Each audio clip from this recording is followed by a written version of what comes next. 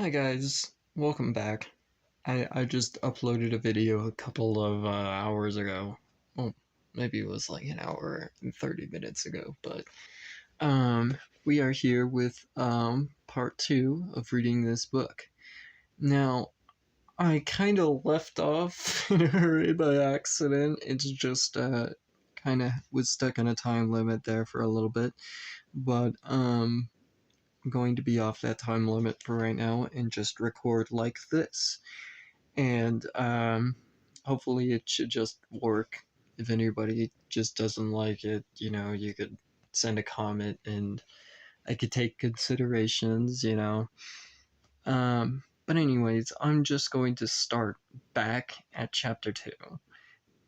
So I'm just going to reread this because I kind of feel like there just needs to be more context than just starting off in the middle of a chapter. So I'm just going to restart chapter 2, and to make up for it, I'll make this a 15-minute video, I think.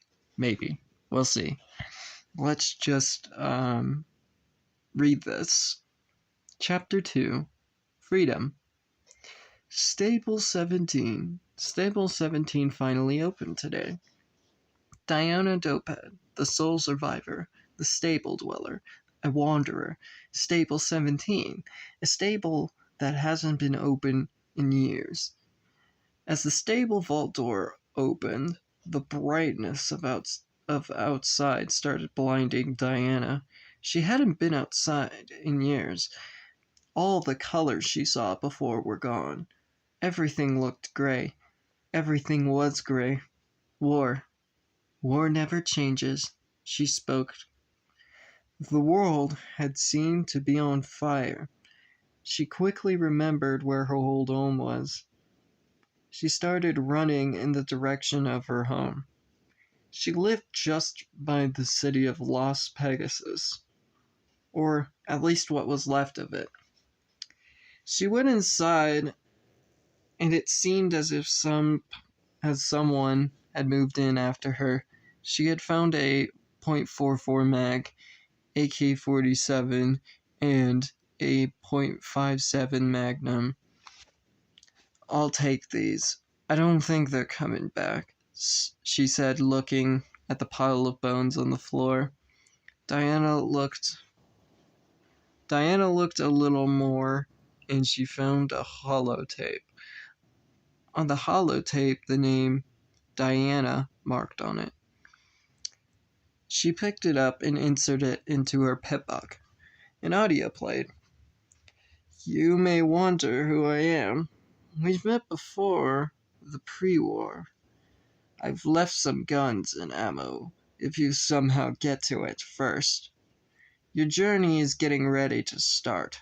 The question is, are you ready? The world has changed. We'll meet again. Maybe some sunny day. I want you to travel east. I recommend making friends out there, but be careful who you trust. Good luck, sole survivor. B. She looked at her pitbox map and set a mark towards east. Maybe he's from a stable as well. Stable 2 is down east, almost close to Ponyville, she thought. She looked at her pitbox one more time and turned on Wasteland Radio. Then she started trotting east. An hour of walking can tire a pony. Diana kept on thinking about how thirsty she is. She kept thinking about water. She was thinking how if she had some, she'd be satisfied, and continued walking. But at the same time, she also seemed to think about the radiation, how the water would increase problems in her journey. She stopped and turned her head back. Well, too late to turn back, she thought to herself. A lot of thoughts kept popping up in her head. She had a feeling suddenly as if she had left the stove on at home and forgot, as if she realized. I don't know why, but I have the feeling I should be going to Manhattan, at least in that direction. She kept walking, but almost fell in front of her was. Oh, she kept walking, but she fell. In front of her was a ghastly gorge. Sorry. But only bigger from before. Green fog was down there. She looked closer and saw raiders. Not just them, but slaves as well. Holy shit, she screamed in her head. They're selling those ponies. In a pissed off disgust, she used her big buck bats to help her aim better. Good thinking that stranger left me these guns, she said to herself. Diana takes her first shot. She did it. A perfect headshot. Help, yelled one of the slave ponies. Diana thought, don't worry, you'll be safe in a moment. You should have not done that, darling, said the slaver. Now, he looked around and spoke again. Come out, bitch. If you don't, I'll have to kill you. 1 second, his head's there. Next, it's not. She moved to a foggy spot and took her shot. Another perfect headshot, she yelled. I'm coming down there to save you. Don't worry. Be careful, warned the blue-maned stallion. They put traps down there. Watch out for the traps and the landmines. She came down into Ghastly Gorge. She inspected the dead ponies she had just killed. At first, she was sick to her stomach. She thought she was going to throw up after seeing the brain pieces of the ponies. The other was leaking blood out of his now gone face. He had a big old hole in the middle of his head. She paused for a moment. Then she heard breathing. He was still alive. Please, kill me, said the pony in a quiet voice. She didn't like this guy. Not one bit. She left him there, hoping that he dies a slow and painful death. She quickly began running towards the cage of the prisoner slaves are in. She was swift and avoided the bear traps and landmines. She had took the key from the other body and opened the prisoner's cage. You're free now, said Diana. Thank you so much, said the mare pony.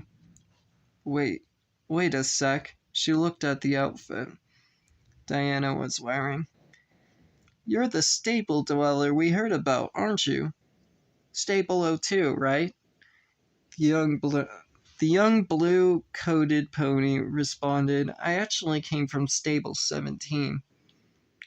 I need to somehow get to Manhattan.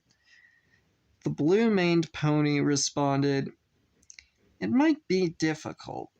It might be a difficult journey to get there. The safest route still is of all that safe. The safest route still isn't all that safe. You must go through the Everfree Forest, go fast through the ruins, go past Dodge City, and make it to the Radlands. He stopped for a second, then spoke again. Warning, though, the Everfree Forest doesn't get visitors for a reason. It's said that the zebras took over the forest. The ruins are falling apart, so watch your step. If you avoid the Death Claws by Dodge City, I recommend that you get Rad-X or Power Armor. The Radlands are full of radiation. Once you get there, you'll meet a traveler like you. He'll help you through the rest of the way. Stay safe, traveler, and good luck on your journey. You'll need it. Thank you so much, said the grateful stable dweller. The mare pony responded, no, thank you, stable dweller.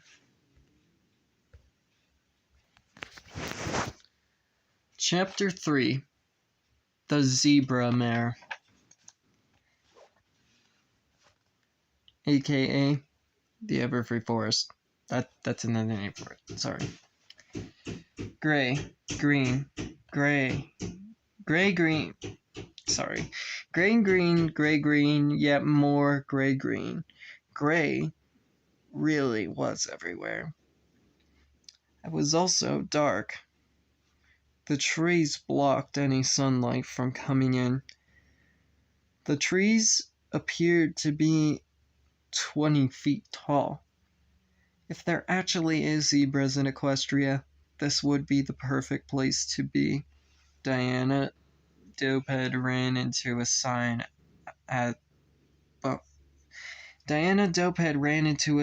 that bumped her head. Ah, she thought to herself, who the hell put this sign here? She looked up and read the sign. Beware of Smokey.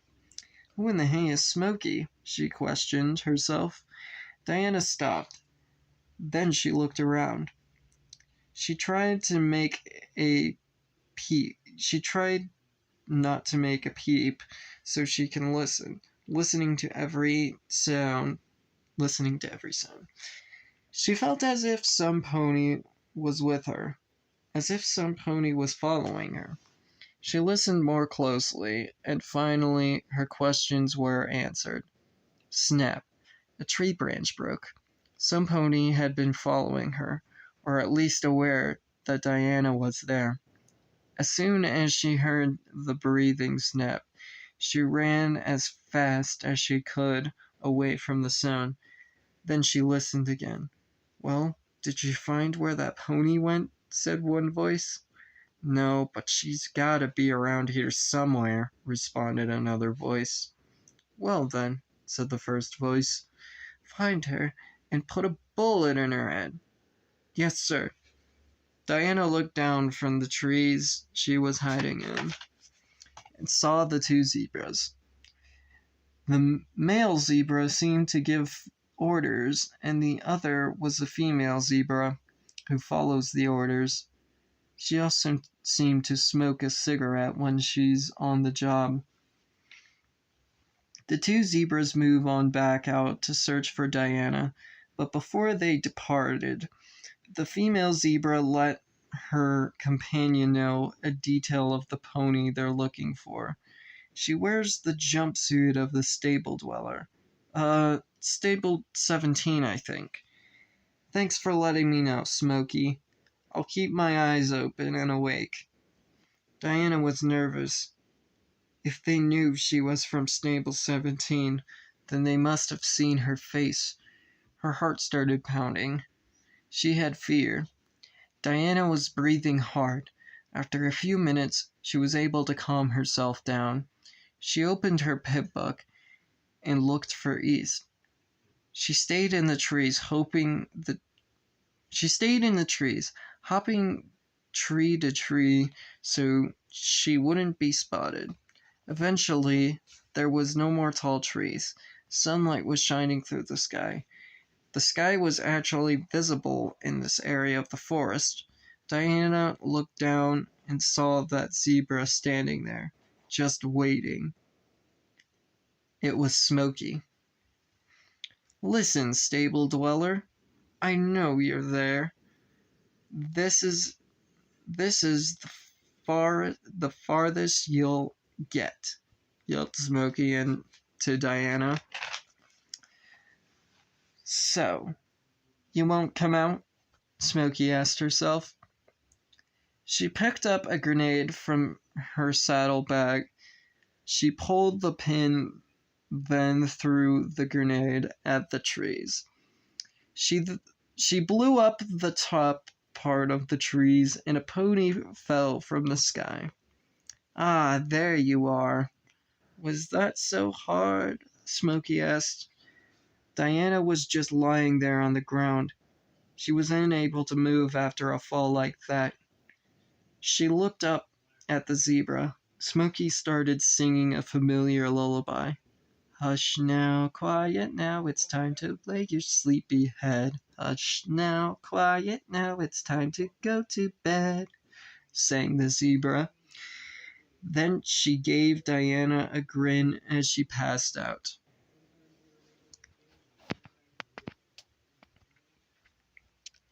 Alright, so we finally made it to a stopping point. I hope you guys enjoyed that reading. We are on chapter 4 now. That is where I'm going to continue on the next part. Stay tuned for more. I won't be posting for a couple of days because my birthday is on May 4th. You could wish me a happy birthday if you want, but you don't really have to. I don't really like my birthday that much. I'm just gonna eat nachos and chill out with a girl. Just eating nachos. But I hope you guys enjoyed that reading, and stay tuned for more. Thank you guys. And bye bye. Now you could like the video. Just bringing that up from the other video. Now you could like the video.